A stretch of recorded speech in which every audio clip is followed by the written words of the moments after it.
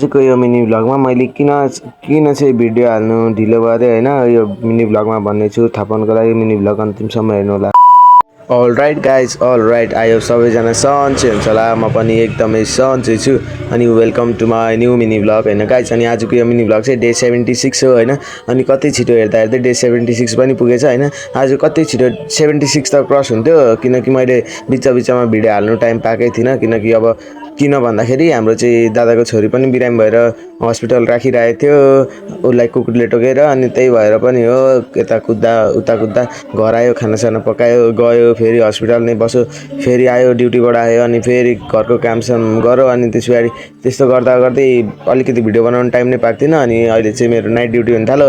Night duty भएपछि चाहिँ टक्क लगाएर दिनभरि त खाली भयो नि त। अनि खाली भएपछि बनाउनु भ्यायो। अनि आज चाहिँ हामीले टक्क लगाएर त्यो अस्ति नै हावा हुन्डरी चल्दाखेरि ग्वालीको टिनसिन सब झरिसकेको थियो। अनि आज चाहिँ अब बाबा पनि घरमै बस्नुभएको थियो, अनि म पनि घरमै थिएँ। अनि टक्क लगाएर हामीले चाहिँ ग्वाली स्याली बनाइसक्यौँ। यहाँ हाम्रो बेनाहरूले पनि सघाउँदै हुनुहुन्थ्यो। अनि टक्क लगाएर आज चाहिँ हाम्रो बडाहरूको घरमा सुँगुर पनि काट्नु हुने रहेछ। अनि सुँगुरको मासु सासु लिनु गएँ। टक्क लगाएर सुँगुर काटिसकेपछि अनि मेरो कपाल चाहिँ लामो भइसकेको थियो क्या। अनि आज चाहिँ लुक्स पनि हल्का चेन्ज हालिदिउँ न भने टक्क लगाएर म चाहिँ हाम्रो ठाकुर दाईको सैलुनमा गएँ हैन। अनि गाइज यो मिनी भ्लग सिरिजमा नि मैले तपाईँहरूबाट अति धेरै माया पाएँ हैन, सोचेको भन्दा पनि बढी माया पाएँ।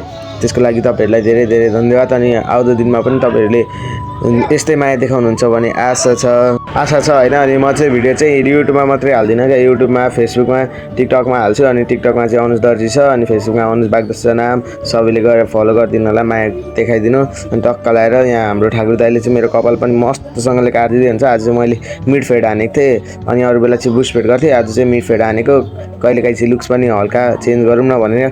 अनि छिटो त्यहाँ कपाल सपाल काटेर म घर आएर खानासाना पकाउनु पर्ने थियो, किनकि नाइट ड्युटी थियो। अनि नाइट ड्युटीमा जानुभन्दा अगाडि त खानासाना खाइकन जानु पऱ्यो बिहानसम्मको लागि। अनि टक्क लाएर कपाल सपाल काटिदिँदै हुन्छ दाइले। अनि लास्टमा लुक्स पनि दामी भएको थियो हैन। अनि तपाईँहरूलाई मेरो भिडियो कस्तो लाग्छ त्यो चाहिँ कमेन्ट गर्नु नबिर्सिनु होला। नयाँ हुन्छ भने च्यानललाई सब्सक्राइब गर्नु होला। Thank for watching, bye bye, hope to meet you in next video, bye bye guys.